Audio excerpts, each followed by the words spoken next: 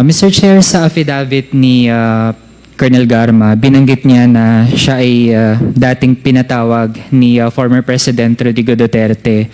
Nung pinatawag siya, ibinahagi ba yung plano na i-implement nationwide yung war on drugs? Tama po ba? Yes, Mr. Chair. Mr. Chair, nung mayor si former President Rodrigo Duterte sa Davao, implemented na doon ang war on drugs based sa kung paano natin siya ngayon napoperceive. Tama po ba? Yes, Mr. Chair.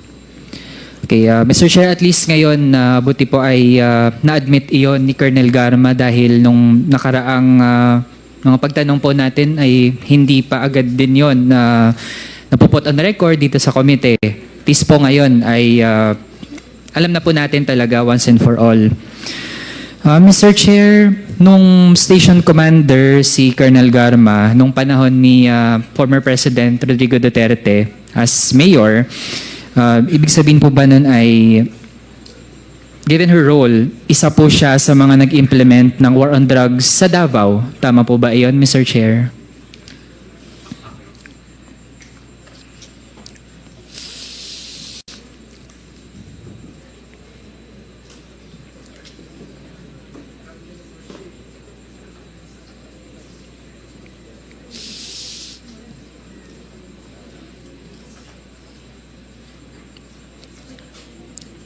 No?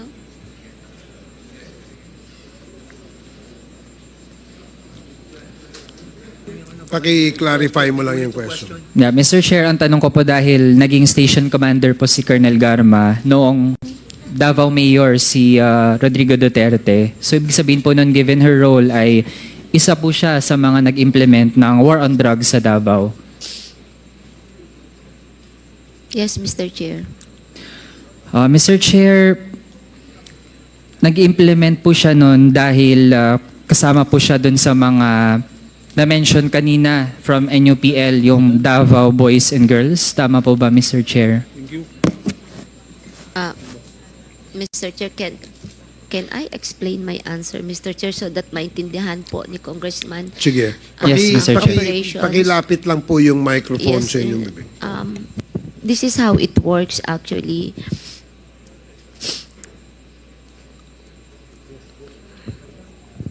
Pag mag-conduct po ng police operation, kasi po ang police, if the operation po is successful and you file the case in court, you will submit a report sa City Hall monthly at nakalagay po doon na na-file po yung kaso, nakalagay din po yung IS number po, proof na na-file po yung kaso and the details of the case.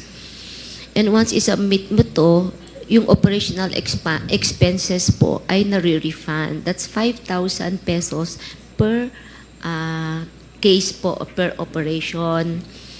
Ngayon po, kung malaki po yung operation mo at kailangan mo ng operational fund, gagawa ka ng COPLAN, you will also request po sa City Hall for the funding of the operation plan. Now, in case din po na nagkaroon po ng operation and subsequently po nagkaroon po ng death on the part of the suspects po during a legitimate operation, meron din pong corresponding amount po na binibigay, Mr. Chair. So that is how it works po. So, Mr. Chair, ibig sabihin ay totoo ngang merong Davao Boys and Girls na nagpatupad ng war on drugs. To confirm, Mr. Chair, tama po. Na yun yung mode of operations as described. Tama po ba? Yun yung kinakonduct, yun yung ginagawa nitong Davao Boys and Girls. Ganun po yung sistema po ng how you will refund yung operational expenses. Kung ano po yung tawag nila at ano po yung ipinangalan, For me, it's not relevant as long as yung process on how the funds are being provided po, yun po yung ine-explain ko lang po. If that is how po ang pag-perceive, that's how it is politically described po, then that's it po. Okay, Mr. Chair, dun sa reward system, kasi nasa affidavit din po, na nire-refund ang operational expenses, tapos may funding din para sa planned operations, ito yung co-plan, tapos may reward din kapag napatay yung suspect. Tama po ba, Mr. Chair? Yes po, Your Honor. Mr. Chair, may nakuha po kasi tayong impormasyon, although nung mga nakaraan ay parang haka-haka lang siya, pero ngayon na nag-hold tayo na investigations ay nakakakuha po tayo ng mga sources na pagdating po dun sa reward system ay kapag ang napatay ay isang pusher, yun yung tinatawag na level 1, tapos 50,000 ang reward. Mako-confirm po ba yun ni Colonel Garma, Mr. Chair? Mr. Chair, I am not so familiar po sa specific amounts. But true, there is a amount po per level. I think Colonel Leonardo can explain po kung ano yung specific amount. Kapag baka magkamali po akong sasabihin na 50 nga o 100 o 1 million yun. But there is a corresponding amount per level, Mr. Chair. Sige. Mr. Chair, sa information na nakuha natin ay merong 4 na levels. Yung level 1 ay 50K para sa pusher. Kung napatay ay pusher. Kung big time pusher naman ay yun yung level 2, 100K. Tapos kung narco-cops, narco-politicians, or protectors ay 300 to 500K. Tapos kapag trader, manufacturer, chemist, yung mga ninja cops, or mga financiers, yun yung level 4, 1 million yung reward kapag napatay sila. Familiar po ba iyon kay Colonel Garma? Yung ganong leveling and amounts? May amount po, Mr. Chair, from what I understand, starting 20,000 to 1 million. But I'm not familiar sa mga bracketing po, Mr. Chair. Mr. Chair, yung 20K, yun po yung mga street level or mga small time na natatag na involved sa drug trade. Tama po ba? Most likely kasi yun po yung pinakamaliit na amount as far as that's I know, Mr. Chair. And to compare, Mr. Chair, yung mga napatay dun sa Davao Penal Colony ay dahil ang kanilang task di umano doon sa drug trade ay yung pagiging mga chemist. Kaya kapag ganun, level 4 sila. Kaya naging 1 million per head yung presyo, kumbaga, or yung reward para sa pagpatay sa kanila. Tas dahil 3 sila, kaya 3 million. Tama po ba, Mr. Chair? Hindi ko po alam, Mr. Chair, hindi ko nakita kung magkano kung talagang mayroon pong na-classify sila kung anong level. Ay, hindi ko po nakita kasi. Pero you can confirm na yung pinakamataas ay 1 million. As far as I know, Mr. Chair. Kaya, Mr. Chair, dun sa pag-i-implement ng war on drugs on a national level, dun sa pakikipag-usap ni Colonel Garma kay former President Rodrigo Duterte, sinabi ba niya na meron siyang layunin na yung Davao model ay i-implement sa buong bansa? May ganun po ba, Mr. Chair? Yes, Mr. Chair. And Mr. Chair, dun sa ganitong plano ay on loop po doon ang incumbent senator na si Bongo. Tama po ba?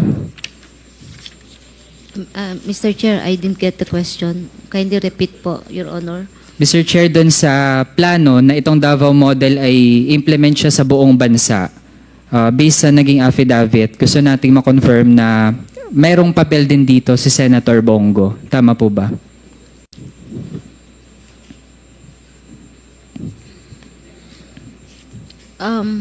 Sa aking understanding, it would appear, Mr. Chair, kasi po siya ang minimit ni Sir Leonardo. Mr. Chair, kapag may napatay na suspect doon sa drug trade, kanino unang nire-report yung mga instances na merong napatay?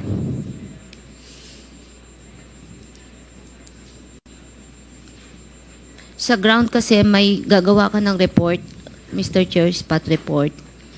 And then, meron pong phone number na na-disseminate sa lahat po ng RD, PD, Chief of Police, kung saan po tinetext po yung result ng police operation. And these phone numbers are handled, hinahawakan po nung mga tao po ni Sir Leonardo. Mr. Chair, since naging bahagi po si Colonel Garma ng War on Drugs sa Davao, familiar po ba siya or alam po ba niya kung meron ding kompetisyon sa iba't ibang mga police stations sa number ng mga napatay? Lalo na't kung meron palang reward na napatay yung isang tao as compared to inaresto lang. So meron bang ganong tipo ng kompetisyon among police stations? Wala po, Mr. Chair, during our time. Mr. Chair, pagdating naman sa kung paano na-incentivize yung mga iba't ibang police stations or police officers, ano po yung mga pamantayan dati para masabi na ang isang police station ay effective sa pag-conduct niya ng war on drugs? Meron kasing, sa amin nung sa Davao kasi po, it depends po kasi sa station na hinahawakan mo kasi naka-profile na po yan kung anong classification po ng drugs, kung infested po ba ng drugs yung mga barangay. So meron na pong projection po. Kasi meron po kami noong tinatawag na yung may baseline po kasi kami na naka-establish during that time. So projected po kung ilan ang possible arrest mo every month, Mr. Chair. But of course, dumarating din po yung point na wala ka na mahuli o sobrang baba. Depende kasi sa performance din ng patrol sa area as part of preventing po yung occurrence po ng illegal drug trade. So mamimili ka lang naman mag-ooperate ka o intensify mo ang police patrol para wala kang mahuli at hindi po matuloy mangyari ang bentahan po ng droga. You just choose between the two naman po. Kaya, Mr. Chair, yun yung tungkol sa reward system kapag may napatay na mga suspect. Kahit nga, we would like to underscore na mga suspect pa lang yun. Mr. Chair, pagdating dun sa funding ng mga planned operations, sino po ang nagfa-fund ng mga ganong operasyon, yung tinatawag na co-plan, batay dun sa affidavit? What I understand pong alam ko po, pag malalaking police operation, the case operation plan ay sinasubmit po kay Sir Leonardo for funding. And I think si Sir Leonardo po maka-explain kung saan po galing ang pondo, Mr. Chair. Mr. Chair, sa pagkakaalam ni Colonel Garma, meron bang mga private individuals or corporations na nagbibigay din ng, kumbaga, we can say, donation para sa ganitong mga planned operations? I'm not aware, Mr. Chair. Wala akong alam po. Mr. Chair, pare-pareho ba yung amount na binibigay para dun sa kada operation na kinoconduct? Hindi ko rin po alam, Mr. Chair, kaya hindi ako ang nag-evaluate ng mga co-plan. Basta ang alam ko lang, sinasubmit po sa kanya and siya po ang magpapacilitate for the funding, Mr. Chair. Okay, and Mr. Chair, dun sa pangatlong tipo ng itong paggamit ng pera for these plans, yung refund for operational expenses, ano-ano pong mga tipo ng expenses ito? Kasi kung nire-refund siya, ibig sabihin, meron munang nag-aabono. Ganun po ba ang sistema sa pag-conduct ng mga operations? Nag-aabono muna yung mga involved na mga police, tapos saka sila manghihingi ng refund? I will explain further, Mr. Chair. Yung real McCoy kasi sa ground, Mr. Chair. The real talk po tayo sa ground. Talaga namang wala pong pondo talaga. Mag-aabono ka talaga. Pati by bus money, mag-aabono ang chief of police diyan para mamarkahin yan. Kung minsan nasusunog na itatakbo, wala na. Tapos wala kang mahuli, hindi mo talaga marerefund yung pera mo. So talagang abonado ang chief of police at saka mga operatiba. That is why in Davao, once successful po ang police operation na file mo ang kaso, may IS number po, proof that you filed the case, i-refund po ng 5,000 pesos yung mga expenses like photocopy, by bus money, payment for the agent, pagkain po ng suspect pag dinala mo po sa court. Kasi maghihintay ka rin, tatagal ka rin sa korte. So those are the expenses which is very decent enough naman. Just enough para lang maibalik at ma-refund po yung mga personal expenses na nagastos po ng chief of police o ng mga operatiba during police operation, Mr. Chair. Mr. Chair, dun sa mga nagpapa-refund for operational expenses, saan o kanino kinukuha yung mga pang-refund na mga amounts? Are we referring to the national scope, Mr. Chair? My question lang, or Davao? Sa Davao, Davao Mr. Chair. noon, we have to submit the after activity report sa City Hall po. And then may pipirmahan kang voucher na ma-refund yung lahat ng expenses. How about nung naging national na or nationwide na yung scale ng implementation ng war on drugs? Kanino din kinukuha yung refund? Lahat po ay kay Colonel Leonardo, Mr. Chair. Okay, so far Mr. Chair, mas yun muna yung aking mga tanong. Pero so far, based sa mga narinig natin hanggang ngayon, Mr. Chair, inaabsorb ko pa rin talaga dahil hindi usual na marinig natin na merong nagko-confirm na meron talagang reward system, yung mga amounts ranging from yung small time pala na mga kahit inosente 20K yung presyo para sa kanila, tapos yung mga big time kumbaga tig 1 milyon bawat ulo. And from Davao ay naging massive ito hanggang sa buong bansa. Kaya naman pala ganado yung mga sangkot na mga pulis na kapag neutralization talaga ang layunin ay pumatay dahil pala ganun kalaki yung reward na kanila makukuha, Mr. Chair. So yun muna sa ngayon. Maraming salamat. Okay, salamat Congressman Manuel.